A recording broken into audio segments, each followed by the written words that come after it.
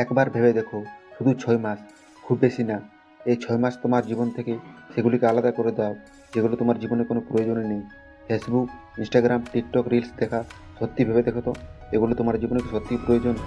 তুমি অনেকদিন থেকে এগুলো করে এসেছো, কি পেয়েছো? কিছুই না। আমার কথাগুলো তোমার অবশ্যই খারাপ লাগবে। তোমার ফেসবুকে, ইনস্টাগ্রামে এতজন বন্ধু আছে, কিন্তু তারা তোমার কি সত্যি কোনো কাজে লাগে? তোমাকে কেউ কি বলে চলো এই কাজটি শুরু করি, নতুন কিছু করার চেষ্টা করি? না, তারা এই কথাগুলো কেউ বলবে না। তাই সোশ্যাল মিডিয়া থেকে বেরিয়ে আসো, নিজেকে চেনো। তুমি আমাকে বলবে এই সময় আমি কি করব, আমার কি করা উচিত। আমি তোমাকে বলবো নিজের স্বপ্নগুলোকে পূরণ করো, নিজেকে নতুন করে গড়ে তোলো, নিজেকে সবার থেকে বেটার ভার্সন তৈরি করো। কারণ পৃথিবীতে আমরা আসি কিছু করে দেখার জন্য, নাকি এসবে ভেসে থাকার জন্য নয়। সত্যি কি তুমি সময় পাও না, নাকি তুমি এই সময়টা এমন কাজে ব্যবহার করছো যেগুলো আমাদের জীবনে কোনো প্রয়োজনই নেই, কোনো ভূমিকায় নেই, কোনো কাজেই লাগে না? বন্ধুর সাথে ফালতু আড্ডা দেওয়া, টাকার সমস্যা, সামাজিক যোগাযোগের মাধ্যমে রিলস দেখা, এইসব তুমি বাদ দিয়ে দাও। দেখবে তোমার হাতে অনেক সময় পড়ে থাকবে। এই সময় তুমি অনেক কিছু করতে পারবে। এইসব বাদ দিয়ে নিজেকে নিয়ে নতুন পরিকল্পনা করো, নিজেকে গড়ে তোলো। বেশি না, এই 6 মাস নিজেকে পরিকল্পনা করে চলে যেতে পারলেই দেখবে তোমার জীবনটা অনেক বদলে গেছে। তুমি তাদের থেকে অনেকটা আলাদা হয়ে গেছো। এই 6 মাসের মধ্যে তোমাকে যা যা করতে হবে এগুলোকে মেনে চলো।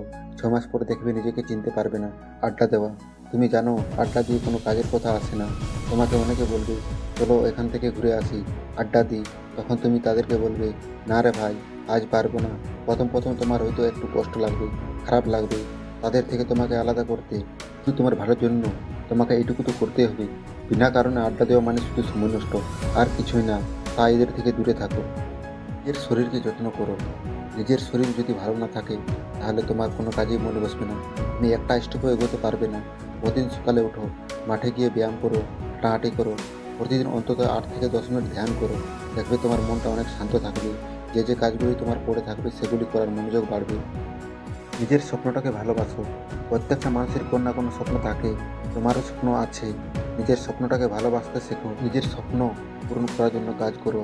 কাজটিকে ছোট ছোট অংশে ভাগ করো এবং প্রতিদিন একটু একটু করে এগিয়ে নিয়ে যাও। মেলামেশা বন্ধ করো।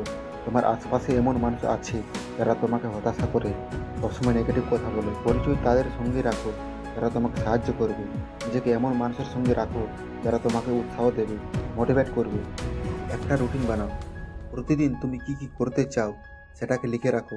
সেটাকে এমন জায়গায় রাখো ঘুম থেকে উঠলেই যেমন সেটা তোমার চোখের সামনে পড়ে। এইভাবে প্রতিদিন কাজ করো, তোমার মধ্যে একটা আত্মবিশ্বাস জেগে উঠবে।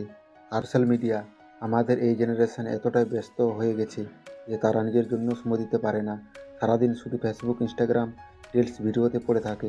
এ কারণে তারা জীবনে কিছু করতে পারে না। তাই একটা টাইম লিমিট করো, প্রতিদিন যতটুকু দরকার ততটুকু ব্যবহার করো। দিনে 1 ঘন্টার বেশি এদের পেছনে সময় দিও না।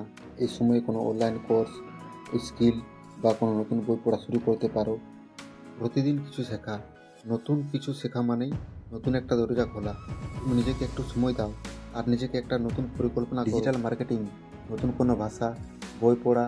ভেবে দেখো 6 মাস পর তুমি নিজেকে কোথায় দেখতে চাও। এই 6 মাস তুমি নিজেকে নিয়ে ভাবো, নিজেকে নিয়ে একটা স্বপ্ন দেখো। নিজের স্বপ্ন বা নিজের লক্ষ্যের জন্য সময় দিন। 6 মাস পর যখন তুমি নিজেকে আয়নার সামনে নিয়ে যাবে, তখন তুমি এক নতুন বদলে যাওয়া মানুষকে দেখতে পাবে। তখন তুমি নিজেকেও চিনতে পারবে না।